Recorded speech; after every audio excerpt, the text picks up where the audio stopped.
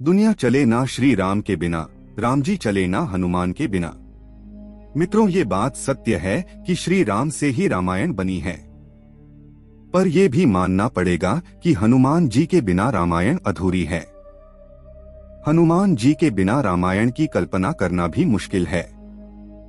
हनुमान जी के महत्व को समझने के लिए ये एक लाइन ही पर्याप्त है कि दुनिया श्री राम के बिना नहीं चल सकती और श्री राम हनुमान जी के बिना नहीं चल सकते।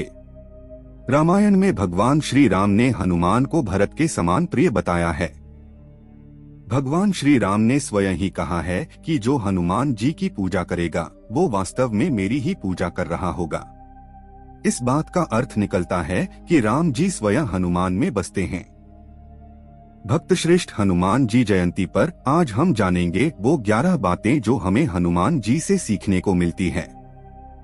इन 11 बातों में जीवन जीने का तरीका है, मेहनत करने का तरीका है, बात करने का तरीका है, अपने मन कर्म और वचन पर संतुलन करने का तरीका है, जो हमें भगवान हनुमान जी सीखने को मिलता है। वीडियो को पूरा देखें और सारी उन बातों को अपने जीवन में उतार लें। कमेंट में जय हनुमान जरूर लिखें।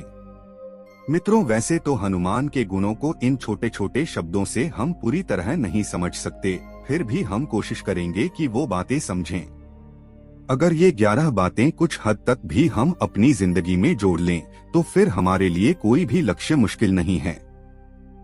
हमारे जीवन में शांति संभव है, जीवन में सफलता संभव है, यूं कहें कि सब कुछ संभव है। Everything is possible. तो चलिए बिना देर किए सीखने हैं उन 11 बातों को जो हमें हनुमान जी से सीखनी चाहिए। मैं आपको सरल रूप से उन बातों को समझने का प्रयास करूंगा। पहली सीख है पॉसिबिलिटी थिंकिंग, संभवता वाली सोच। रामायण में अगर हनुमान जी हैं तो सब कुछ पॉसिबल है। रामायण संभव है, सीता जी को खोजना पॉसिबल है, राम सेतु संभव है, संजीवनी बूटी लाना और पूरे पहाड़ को उठाना संभव है, रावण का वध संभव है और रामराज्य की स्थापना संभव है। हनुमान जी एक बहुत बड़े पॉसिबिलिटी थिंकर थे। हनुमान जी से सीखना ये है कि काम तो संभव है, परंतु उसे कैसे करना है ये आपको सोचना होगा। ये सोचने के लिए आपको अपने ऊपर विश्वास होना चाहिए, धैर्य होना चाहिए और काम को पूरा करने की उम्मीद होनी चाहिए। क्योंकि आप जब अपने ऊपर विश्वास रखेंगे तभी आप उसे काम को शुरू कर सकते हैं। किसी ने कभी नहीं सोचा था कि इतने ब्रह्मांड समुद्र में एक सेतु बनाया जा सकता है, परंतु जब लंका पहुंचने के सभी के विश्वास से वो सेतु बनाने लगे तो पानी में जो पत्थर थे वो भी पानी में तैरने लगे। हनुमान जी को केवल इतना ही बताया गया कि माता सीता लंका में हैं। वे खुद पर विश्वास करके कठिन समस्याओं का सामना करके लंका तक पहुंच गए। लंका पहुंचने तक हनुमान जी को कितना कठिन था ये तो आप सभी जानते हैं।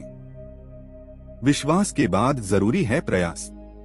जब हनुमान जी को बहुत जगह ढूंढने के बाद भी माता सीता का पता नहीं चला तो उन्होंने सोचा कि क्यों ना हार माने से पहले एक आखिरी प्रयास और किया जाए। और आश्चर्य यह है कि उनका आखिरी प्रयास कभी खत्म नहीं होता था।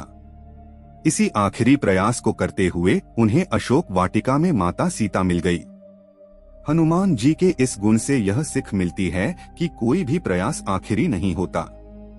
अगर आपको लगता है कि ये काम किया जा सकता है तो उसे कभी भी बीच में न छोड़े, अंतिम तक प्रयास करते रहो। क्या पता आपका अगला प्रयास ही उस काम का अंतिम प्रयास हो और उसके बाद आप उसे काम में जीत जाएं। प्रयास के साथ साथ बहुत ही जरूरी है उम्मीद रखना। कहते हैं न उम्मीद पर दुनिया कायम है। इसलिए जब तक आपको लक्ष्य नहीं मिलता तब तक प्रयास करें और खासकर हार मानने पहले एक बार जरूर प्रयास करें। एक बात हमेशा याद रखना, सफलता जीवन का अंत करने से नहीं बल्कि प्रयास करने से मिलती है। इसलिए खुद पर विश्वास रखें, अंत तक कोशिश करते रहे और अच्छे परिणाम की हमेशा उम्मीद बनाए रखें। दूसरी सीख डेडिकेशन, डिसिप्लिन, डिवोशन। डेडिकेशन क्या है? जब लक्ष्मण जी युद्ध भूमि में मूर्छित हो गए थे तो हनुमान जी को संजीवनी बूटी लाने का काम दिया गया था।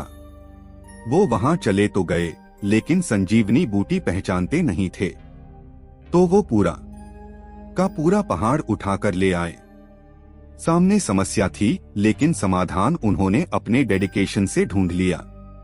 इससे हम ये सीख सकते हैं कि अगर मन में दृढ़ निश्चय हो, संकल्प हो, किसी भी काम को अच्छे तरीके से करने की लगन हो, आप ये ठान लो कि वो कार्य करना है और मुझे ही करना है, तो कोई भी कार्य मुश्किल नहीं है। डिसिप्लिन यानी अनुशासन क्या है? लंका में माता सीता की दुख भारी हालात को देख के हनुमान जी बोले कि माता, यदि मैं चाहूं तो अभी आपको कंधे पर बिठाकर श्री राम के पास लेकर चल सकता हूं, परंतु मुझे उसकी आज्ञा नहीं है। मुझे केवल आप तक यह संदेश पहुंचाने की आज्ञा मिली है कि श्री राम आपको ढूंढने के लिए, आपको वापस ले जाने के लिए आ रहे हैं। हनुमान जी के इस गुण से हमें सीखना चाहिए कि आज्ञा के अनुसार ही कार्य करें। आप में भले ही बहुत ताकत हो, आप उस कार्य को करने की क्षमता रखते हो, तब भी आपको वही करना चाहिए जो आपको कहा गया है। डिवोशन क्या है? समर्पण या कर्तव्य निष्ठा क्या है? हनुमान जी ने श्री राम जी को दिए गए वचन पर बने रहकर सीता जी को ढूंढने में पूरे समर्पण के साथ काम किया। उस वक्त उन्होंने अपने बारे में, अपने भाई बंधुओं और अपने परिवार के बारे में भी बिल्कुल नहीं सोचा। हर रिश्ते में समर्पण का भाव होना आवश्यक है।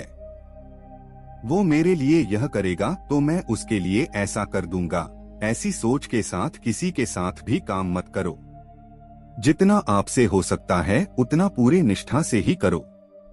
इसलिए अपने हर काम को पूरी डेडिकेशन, डिसिप्लिन और डिवोशन से पूरा करो। आप अवश्य ही उस काम में सफल होंगे। हनुमान जी से सीखने वाली तीसरी सीख, कामनेस, बुद्धिमानी के साथ शांति रखना। Decision making, emotional balance and control. Hanuman ji का सामना सुरसा नमक राक्षसी से हुआ, जो समुद्र के ऊपर से निकलने वाले को खाने के लिए कुख्यात थी। हनुमान जी ने जब सुरसा से बचने के लिए अपने शरीर का विस्तार करना शुरू कर दिया, तो बदले में सुरसा ने भी अपना मुंह और बड़ा कर दिया। इस पर हनुमान जी ने स्वयं को छोटा सा बना करके सुरसा के मुख से जाकर के वापस आ गए। ये थी उनकी बुद्धिमानी। सुरसा ने उनको छोड़ दिया कि मैं बड़ी खुश हुई। इसी तरह हमें भी व्यर्थ मामलों में पड़ने की बजाय सही समय पर शांत दिमाग से सही फैसला लेकर काम करना चाहिए। इस उदाहरण से हमें सीखने को मिलता है कि जहां मामला अहम का हो, वहां बल नहीं बल्कि बुद्धि से काम करें। कभी बड़े लक्ष्य को पाने के लिए झुकना भी पड़े, शांत होना पड़े तो हो जाना चाहिए। कभी कभी ताकत से नहीं, बुद्धि से जीता जाता है। दोस्तों, इमोशन होकर कभी भी फैसला मत लो। इमोशन बल पर अगर आप डिसीजन लोगे फिर आप उनको वापस नहीं कर सकते। इमोशंस होने पर आपका कोई भी फायदा उठा सकता है। इसलिए कभी भी अपने इमोशन के साथ कोई भी फैसला मत लेना। हनुमान जी की चौथी सीख है विनम्रता। माता सीता के सामने वे सूक्ष्म रूप में गए, क्योंकि वो एक माँ के सामने है बेटे की तरह गए थे। वहीं लंका जलाने के लिए उन्होंने विशाल रूप धारण किया। कितने वर्सटाइल यानी बहुमुखी थे। उन्हें अच्छी तरह पता था कहां पर क्या और कैसे करना है। इसी तरह हमें भी अपने जीवन में जहां जितना जरूरी हो उतना ही शक्ति का या ज्ञान का प्रदर्शन करें। कभी भी दिखावा न करें। ज्ञान, बुद्धि, विद्या और बल के साथ हनुमान जी में विनम्रता भी अपार थी। सही समय पर सही कार्य करना और कार्य को अंजाम तक पहुंचाने का चमत्कारी गुण हनुमान जी में भरा हुआ था। उनसे आप विनम्रता, बड़ों की आदर, जहां जरूरत हो वहां ज्ञान का प्रदर्शन और सादगी सीख सकते हैं। लंका में हनुमान जी ने सीता माता को ढूंढकर लंका को जलाकर जो अपने बल का प्रदर्शन किया था, उसका श्री राम के सामने बखान उन्होंने खुद की सराहना में ना करके वो सब श्री राम का आशीर्वाद बताया। यही उनका बड़प्पन था, क्योंकि हनुमान जी विनम्र स्वभाव के, बिना क्रोध के और बिना ईगो के अपना काम करने में विश्वास रखते थे। अगर आप में कुछ खास बात है तो आप लोगों से हटकर कुछ कर सकते हैं। तो उसका घमंड न करके लोगों की भलाई में अपनी ताकत, अपनी कला का इस्तेमाल करें। आप जितना झुक कर रहेंगे उतने ही आपकी ताकत और पहचान बढ़ती रहेगी। हनुमान जी को पूरी रामायण में कहीं भी क्रोधित होते हुए नहीं देख सकते। बड़ी ही विनम्रता से हर कार्य को पूरा करना उनका सबसे खास गुण था, जिसे लोगों को सीखने की जरूर है। गुस्सा एक ऐसा अवगुण है जो बने बनाए काम को बिगाड़ देता है। गुस्सा और ईगो आपकी पहचान को खत्म कर देता है। क्रोध करने से आपकी ताकत कम होती है, इसलिए हमेशा ताकतवर होने के साथ विनम्र बने रहें। सीख नंबर 5 जो हमें हनुमान जी से सीखने को मिलती है, planning and execution. Good planning with good team management. Hanuman ji को जो भी काम दिया जाता था उसको करने के लिए वो सबसे पहले एक प्लान बनाते थे, फिर प्लान के हिसाब से काम करते थे।